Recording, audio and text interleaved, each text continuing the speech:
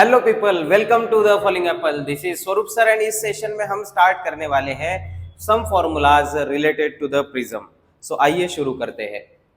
तो सबसे पहला पॉइंट है कि प्रिज्म क्या होता है। So prism is something like triangular slab. कुछ इस प्रकार से एक ट्रायंगुलर स्लैब होता है जिसे ये जो पार्ट होता है it is called as base of prism. It is called as base of prism. उसके बाद में ये जो टॉप में होता है ये इसे हम एंगल ए से डिनोट करते हैं and it is called as refracting angle. Refracting angle of prism. उसके बाद में ये एक सरफेस वन है, this is one surface and this is another surface. इन दोनों को हम कहते हैं refracting surface one and refracting surface two. So this one and this one are refracting surfaces. Refracting surfaces one and two. Now when we are going to pass a light, जब हमने एक light को पास करवा दिया है prism से, let's say एक यहाँ पर हमने कुछ इस प्रकार से एंगल ए प्रिज्म का, हमारे पास में एक प्रिज्म है जिसका एंगल ए है एंड देन हमने एक लाइट कुछ इस प्रकार से पास करवा दिया है, तो यहाँ पर भी एक रिफ्रैक्शन होने वाला है। उसके बाद में लाइट यहाँ पर चला गया, ये रहा दूसरा refraction and then this is what is the light that is coming out.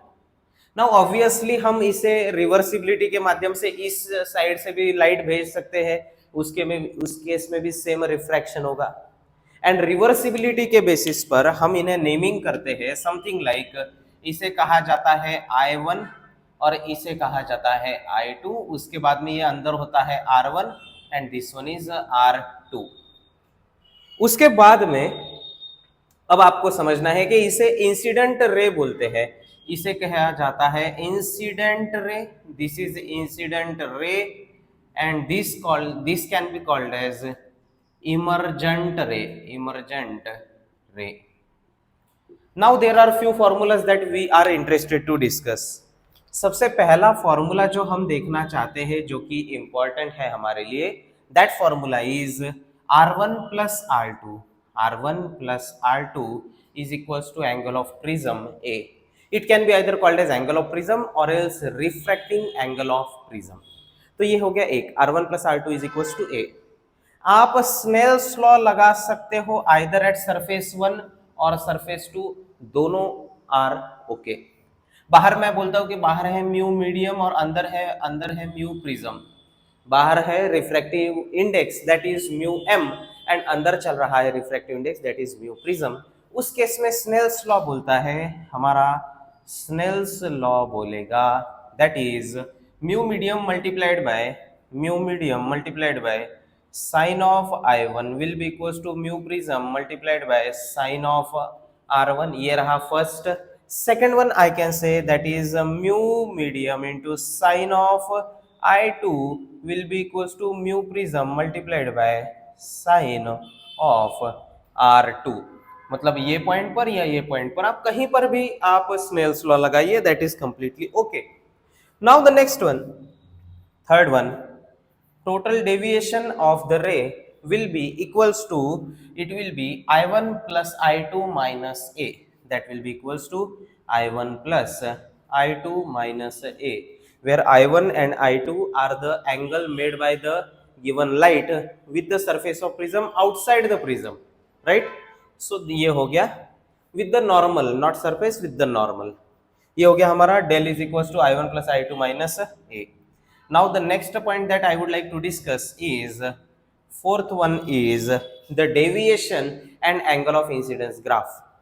अगर आप deviation versus angle of incidence का ग्राफ देखेंगे, डेल वर्सेस आई ग्राफ देखेंगे, तो आपको ये मैं आप एक इम्पॉर्टेंट पॉइंट बता दूं कि नीट 2024 एंड 2025 में उन्होंने स्पेसिफिकली मेंशन किया है कि आपको डेल वर्सेस आई, मतलब angle of deviation and angle of incidence का ग्राफ आपको प्रॉपरली पता होना जरूरी है एंड देयरफॉर ये ग्राफ आपके लिए इंपॉर्टेंट हो जाता है। That graph looks like something like this.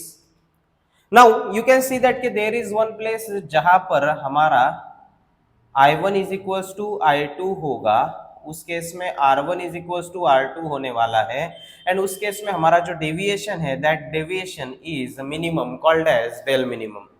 अब ये जो डेल मिनिमम है उस बेसिस पर हमारा नेक्स्ट फॉर्मूला बनता है which is mu of the prism will be equals to, जो हमारा म्यू है रिफ्रैक्टिव इंडेक्स ऑफ प्रिज्म है, obviously with respect to medium की बात करेंगे इस केस में, that will be equals to sine of A plus del minimum divided by 2 divided by sine of A by 2। आपको ये सारे जो फॉर्मूलाज है वो याद रखने होंगे, ठीक है। Now the next one, fifth one, I can say that will be equals to for small angle prism in which हमारा जो एंगल ऑफ प्रिज्म है वो very very less than 1 radian है, वहां पर 1 डिग्री ना होते हुए रेडियन है। अगर डिग्रीज में बात करेंगे तो समथिंग लाइक 5 या 7 डिग्री तक आप स्मॉल एंगल प्रिज्म बोल सकते हो।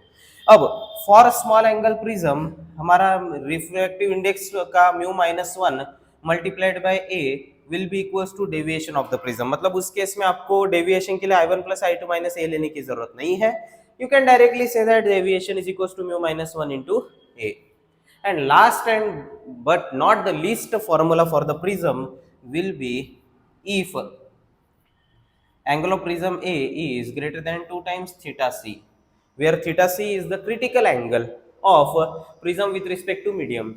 आपको पता है कि क्रिटिकल एंगल पर टोटल इंटरनल रिफ्लेक्शन हमारा शुरू हो जाता है, ठीक है, ग्रेजिंग द सरफेस उस केस में होता है, so that is called as critical angle. तो उस केस में क्या होगा, if A is greater than 2 theta c, no light is emerged